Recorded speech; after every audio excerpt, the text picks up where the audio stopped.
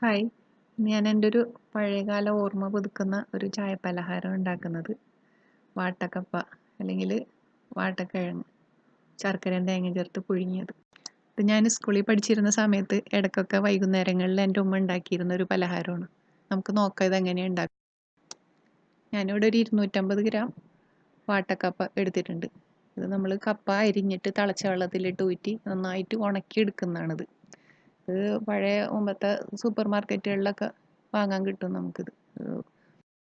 പണ്ടൊക്കെ ഇത് ഉണ്ടാക്കിയിരുന്നത് തിളച്ച വെള്ളത്തിലിട്ട് നേരത്തെ തന്നെ കുതിർത്തി വെച്ചിട്ടാണ്. ഇപ്പം നമ്മൾ കുക്കർ വെച്ചിട്ട് ഉണ്ടാക്കുമ്പോൾ അങ്ങനെ അധികം കുതിർക്കേണ്ട ആവശ്യമില്ല. 200 ഗ്രാം ശർക്കര ഉരുക്കി അരിച്ചെടുത്തിട്ടുണ്ട് ഞാൻ. ആവശ്യത്തിന് ചേർത്ത് കൊടുക്കുക. പിന്നെ വേണ്ടിയത് നല്ല പച്ച തേങ്ങ, അതൊരു മുറി തേങ്ങ ഞാൻ ചിരണ്ടി എടുത്തിട്ടുണ്ട്. പിന്നെ ആവശ്യത്തിന് ഏലക്ക പൊടിച്ച് ഒരു 5-6 എണ്ണം. ആദ്യം നമുക്കിതൊന്ന് നന്നായിട്ട് കഴുകിയെടുക്കാം. ഒരു 3-4 പ്രാവശ്യം ഇത് കഴുകണം. അതിനുശേഷം ഒരു അരമണിക്കൂർ ഇത് കുതിർക്കാൻ വെക്കാം. കുതിർക്കേണ്ട ആവശ്യമില്ല കുക്കറിൽ ഉണ്ടാക്കുമ്പോൾ, എന്നാലും ഞാൻ കുതിർക്കാൻ വെക്കുകയാണ്.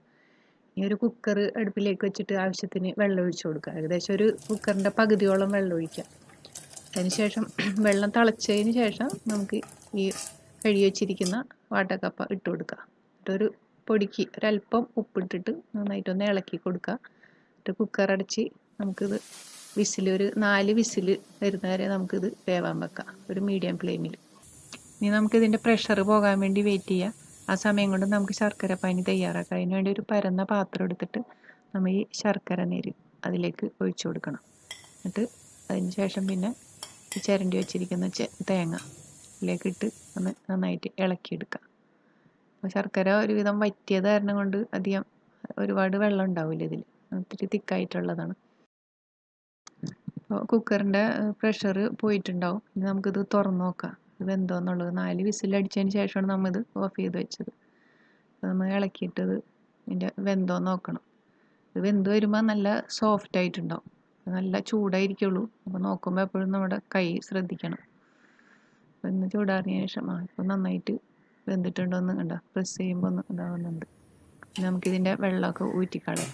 മുമ്പൊക്കെ ഇത് തിളച്ച വെള്ളത്തിലിട്ട് കുതിർത്തിട്ടൊക്കെയാണ് ആളുകൾ ഉണ്ടാക്കിയിരുന്നത്. അന്ന് കലത്തിൽ വെച്ചിട്ടാണല്ലോ ഇത് ഉണ്ടാക്കുന്നത്. പ്രഷർ കുക്കറൊന്നും അധികം ഉപയോഗിക്കാറില്ല.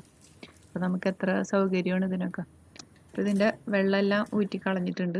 ഇവിടെ ശർക്കര പാനിയും തയ്യാറായിട്ടുണ്ട്. അതിലേക്ക് ഒരല്പം ഏലക്ക പൊടിച്ചത് ചേർക്കുന്നുണ്ട്. എന്നിട്ടൊന്ന് മിക്സ് ചെയ്ത് കൊടുക്കുക. അതിന് ശേഷം ഈ എടുത്ത് വെച്ചിരിക്കുന്ന വാട്ടക്കിഴങ്ങ് ഇതിലേക്ക് ഇട്ട് നന്നായിട്ടൊന്ന് മിക്സ് ചെയ്യുക. ഒരു 5 മിനിറ്റ് ഇതിൽ കിടന്നൊന്ന് കുക്കാവട്ടെ.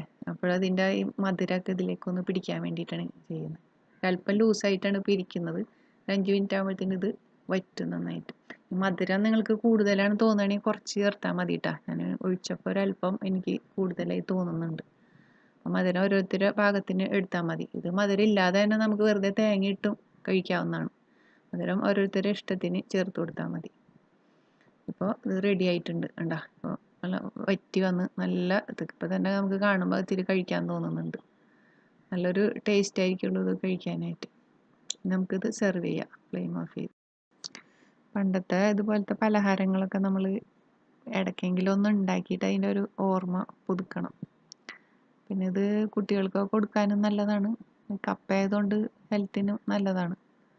ഈ അളവിൽ ഉണ്ടാക്കുകയാണെങ്കിൽ നമുക്കൊരു 6-7 പേർക്ക് കഴിക്കാനുണ്ടാവും. ഇത് ഉണ്ടാക്കാനാണെങ്കിൽ നല്ല എളുപ്പമല്ലേ. അപ്പോൾ തീർച്ചയായിട്ടും ഇതെല്ലാവരും ഒന്ന് വല്ലപ്പോഴെങ്കിലും ഒന്ന് ഉണ്ടാക്കി നോക്കണം. എന്നിട്ട് നിങ്ങൾ കമൻറ്റ് ചെയ്യണം. ഇതിൻ്റെ കൂടെ ഏറ്റവും സൂട്ടാവുന്നത് മധുരമില്ലാത്ത കട്ടൻ ചായയാണ്.